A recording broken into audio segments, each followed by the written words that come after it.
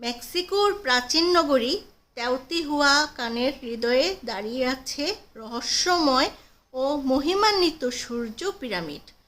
হাজার বছরের ইতিহাস বুকে ধারণ করে থাকা এই বিশাল স্থাপনাটি আজও মানব সভ্যতার অন্যতম বিস্ময় হিসেবে বিবেচিত হয়।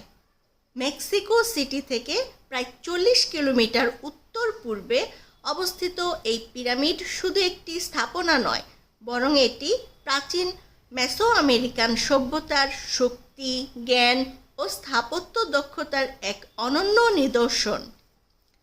বিশ্বের বৃহত্তম পিরামিডগুলোর তালিকায় এর অবস্থান তৃতীয়। মিশরের গিজার মহাপিরামিড এবং মেক্সিকোর চোলোলার মহাপিরামিডের পরই এর নাম উচ্চারিত হয়। প্রায় 65 থেকে 66 মিটার উচ্চতার এই পিরামিডের প্রতিটি দিক 220 থেকে 230 মিটার পর্যন্ত বিস্তৃত। বিশাল এই ভিত্তির কারণে এর আকার গিজার মহাপিরামিডের সাথেও তুলনা করা হয়। ধারণা করা হয় খ্রিস্টীয় 2য় শতাব্দীর শুরুতে এই পিরামিড নির্মিত হয়েছিল।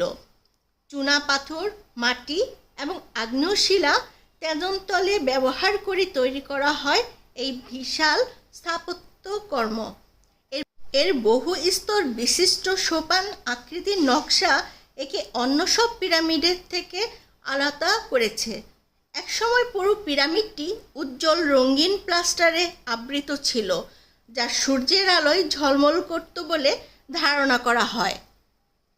পিরামিডটির পশ্চিম পাশে রয়েছে একটি দীর্ঘ ও অনিয়মিত সিঁড়ি। সেখানে প্রায় 248টি ধাপ অতিক্রম করে পৌঁছানো যায় এর চূড়ায়।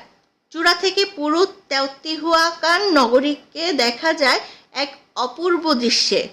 সবচেয়ে রহস্যময় বিষয় হলো যে সভ্যতা এই পিরামিড নির্মাণ করেছিল তাদের প্রকৃত পরিচয় আজও অজানা। অ্যাজটেক সভ্যতার বহু শতাব্দী আগেই এটি নির্মিত হয়েছিল। পরে অ্যাজটেকরা পরিত্যক্ত এই নগরী আবিষ্কার করে এর নাম দেয় সূর্য পিরামিড। বিজ্ঞানীরা পিরামিডটির নিচে বিস্তৃত একটি সুড়ঙ্গ ও গুহা কক্ষ আবিষ্কার করেছেন। ধারণা করা হয় এই সুড়ঙ্গগুলোর কিছু অংশ প্রায় 100 মিটার দীর্ঘ।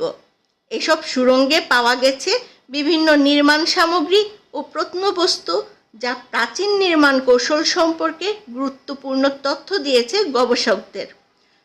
বিংশ শতাব্দীর শুরুতে 1905 থেকে 1910 সালের মধ্যে পিরামিডটির সংস্কার কাজ করা হয়।